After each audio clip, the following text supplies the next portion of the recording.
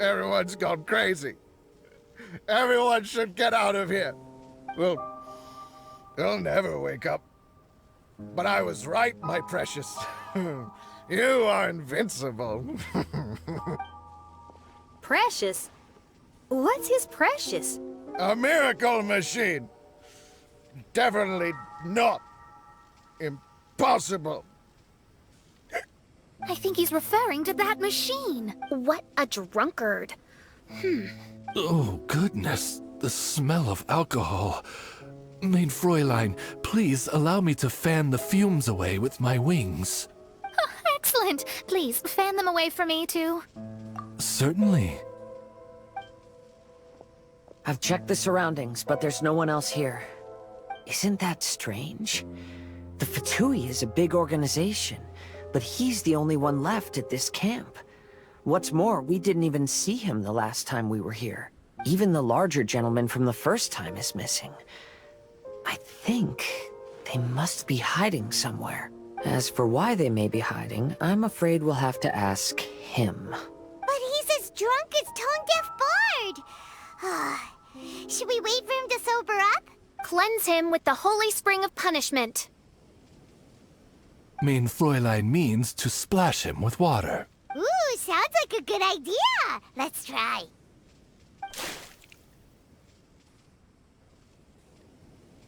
Hey, he opened his eyes!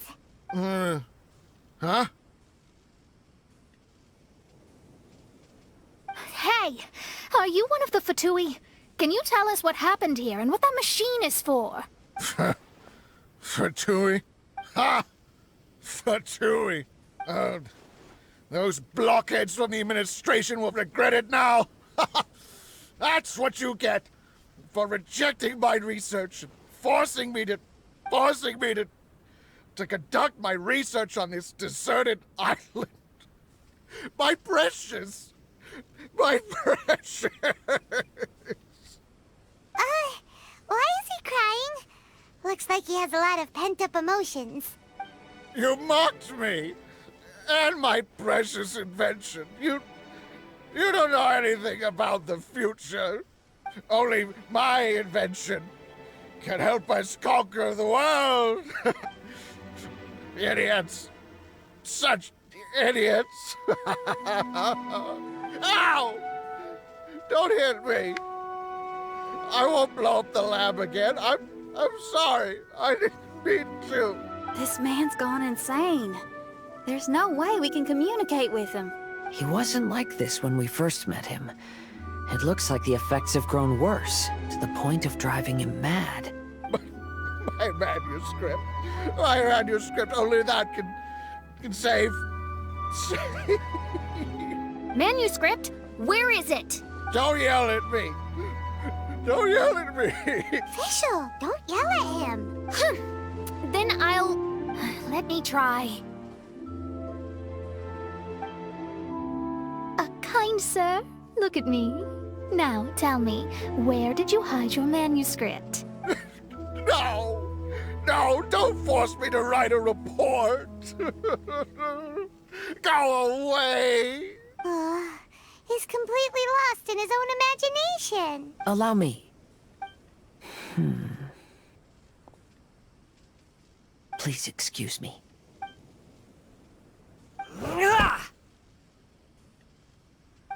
Oh! My butt! My brain is finally starting to work again. It's not a mushy mess anymore. Can you tell me where you put the manuscript? The manuscript is in the crack over there. Finally! Otherwise, I was gonna have to blast some of my loudest rock and roll in his ears. Kazuha hesitated for a long time before making a move. He's so nice. Everyone, let's search the stone cracks nearby for the manuscript.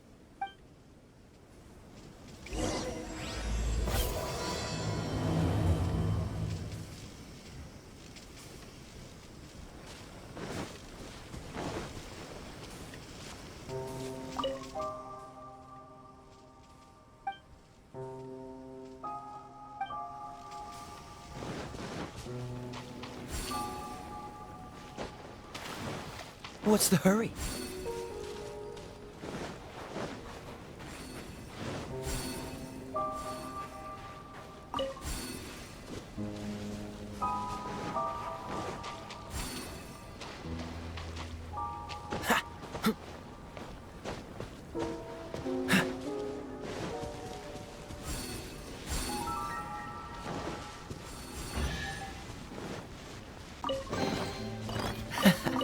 Quite the find.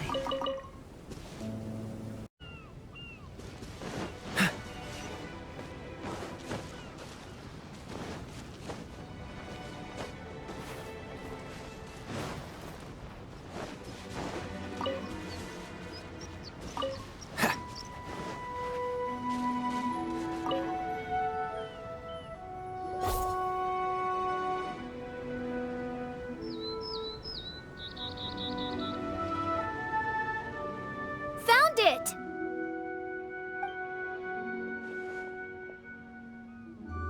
Congratulations! We found the key to solving the problem. Let me see.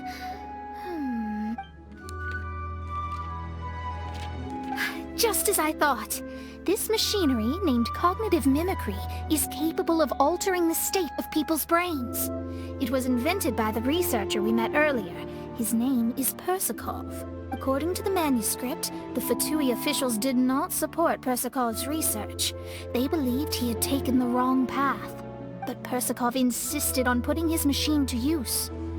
In order to achieve that, he disassembled the machine and used his connections to transport the parts to this deserted island. How did they find this island?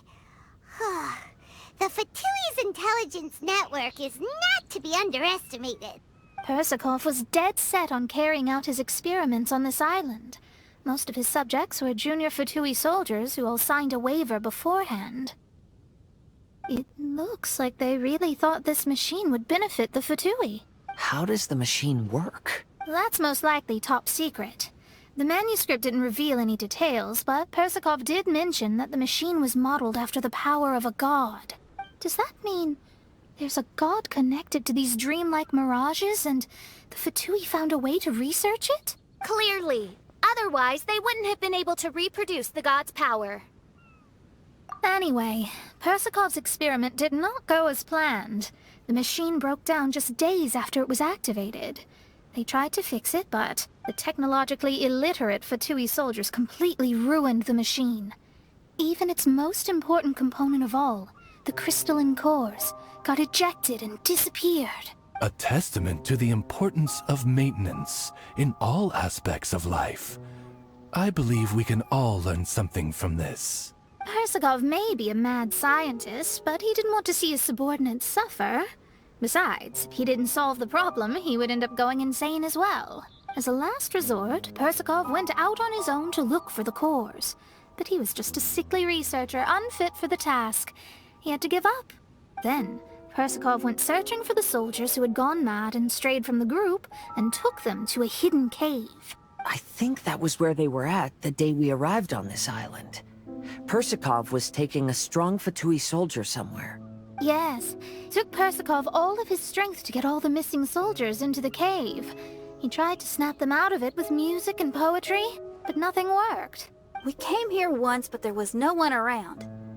Come to think of it, that must have been the day Persakov was busy gathering the soldiers into the cave. There's good news and bad news written on the last few pages. The good news is, Persakov managed to figure out the location of the crystalline cores by piecing together the snippets of information he could get from the delirious soldiers. The bad news is Persakov failed to revive them and eventually succumbed to the device's influence himself. The last few pages of the manuscript are just unintelligible drunken scribbles. It appears that the responsibility for this issue now falls to my retainers and I. There's a map in the manuscript.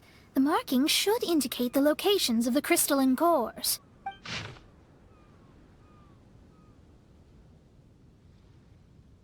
We've got no choice but to find the crystalline cores now!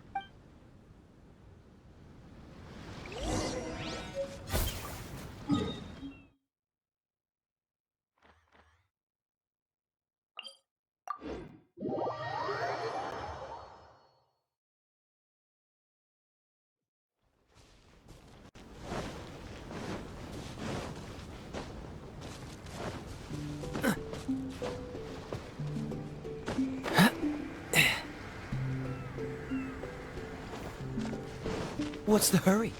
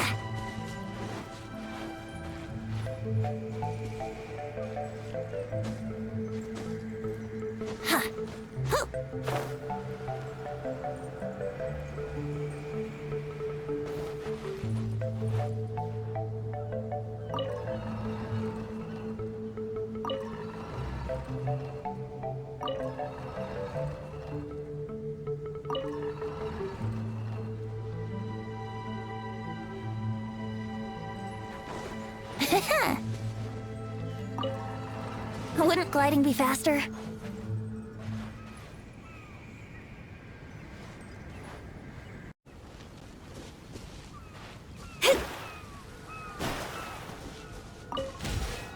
This should be one of the crystalline cores mentioned in the manuscript.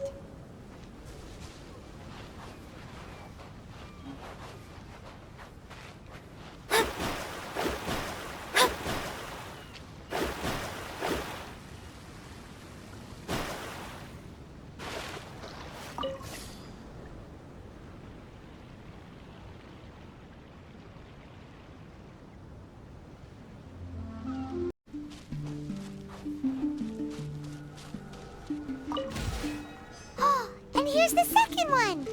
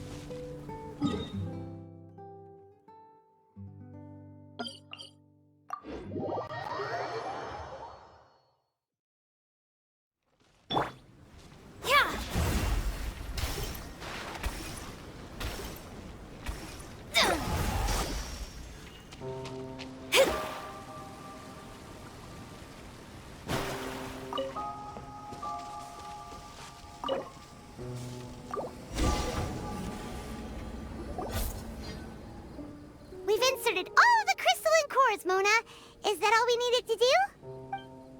I think so. That's what the manuscript says, anyway. Let's give it some time. Hopefully it'll return to normal.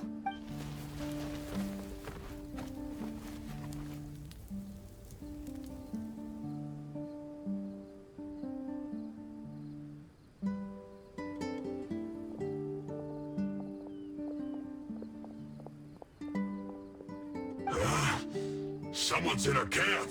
Hey, who are you people? Hold on. Look at the machine. Is it fixed? What?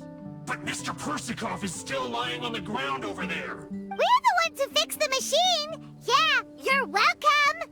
We could have had a nice, relaxing vacation if all of this hadn't ended up occupying so much of our time. Apologize to me and my retainers at once. Uh-huh?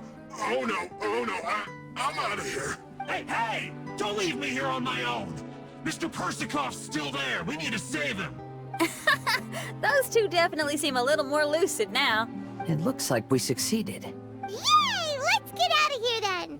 Paimon wants to spend the rest of this vacation back at our own camp. Yeah, but it feels like our camp now. Kinda like our temporary home. Then perhaps we should call it the Embassy of the Imanakreich and Dodoland. Huh? No! That's too many words! Paimon would prefer something easy to remember. Come on, let's go home now.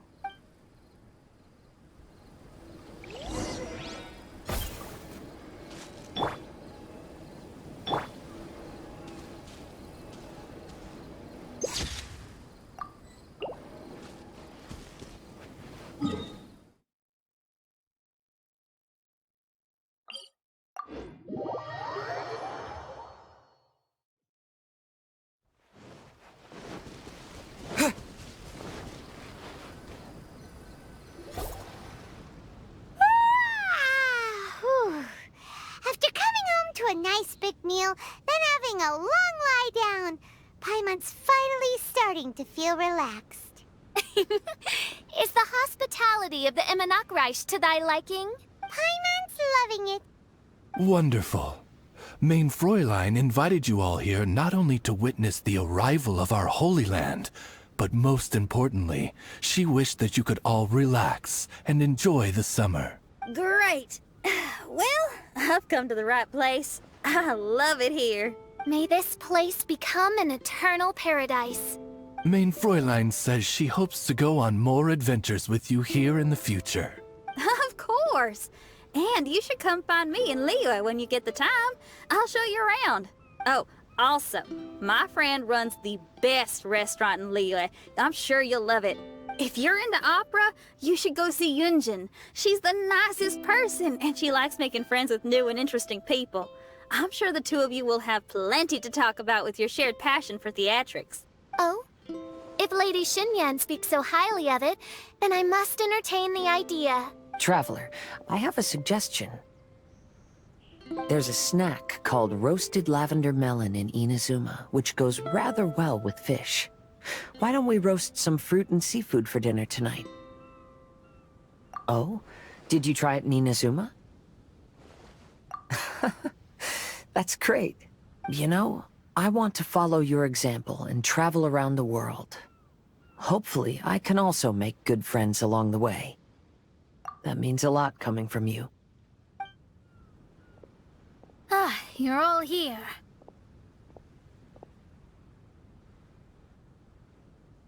I've noticed an issue. Although we've fixed the machine, as you can see, the mirages on the islands have still not disappeared. I've noticed that too. But considering it took some time for the mirages to appear, it may also take some time for them to disappear. Yes, that's definitely possible. In other news, my scryglass seems to be working fine now. The divination results are also looking about right. Although there are some parts in the results that I don't quite understand. It's as if there is some sort of power surrounding us. And it's still watching us. Do you think it's caused by the machine? Or perhaps Persikov? Sorry, I'm also not sure. All I know is that the power is not hostile at the moment. Whatever it is, it doesn't seem to harbor any ill will toward us.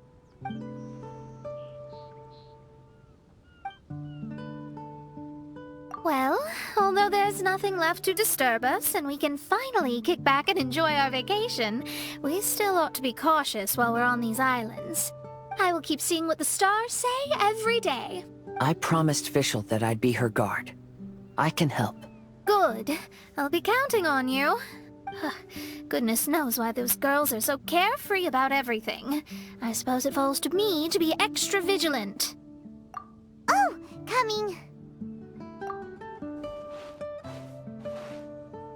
Oh, so we're gonna call the tone-deaf bard, right? Well, hello there, strangers. You finally called. I thought you were having so much fun that you'd completely forgotten about me. Nope. Oh, tone-deaf bard, a whole bunch of really strange things happened. A strange machine that can imitate the power of a god? Wow. I didn't know the Fatui had plans like that. Their imaginations are truly running wild. So, judging from your tone, it sounds like you don't know any more about this than we do. Alas, I am but a humble bard who sings for his Mora in the tavern. Why would I know anything about it? Ugh, so annoying. But other than that, did you two have fun? We did! We ate a lot of yummy food and saw loads of amazing things! It was really cool! That's good. The point of traveling is to record any feelings stirred along the way. As long as you had an unforgettable experience, this journey has served its purpose. As for the mysterious voice, although we don't know who it was, not only did she not harm you, she also helped you to gain a better understanding of each other, right? If you look at it that way, maybe she meant you well. I mean, if she was able to intercept Alice's communication tool, I'm sure she's also plenty capable of attacking you. Tone-deaf bard is right. I'm glad to bring you some peace of mind. Just enjoy your vacation to the fullest. And don't forget to tell me all about the marvelous mirages when you get back. I want to record all these beautiful memories and turn them into ballads. Every summer will become an unforgettable song. Then I'll just wait for your return. Happy vacationing!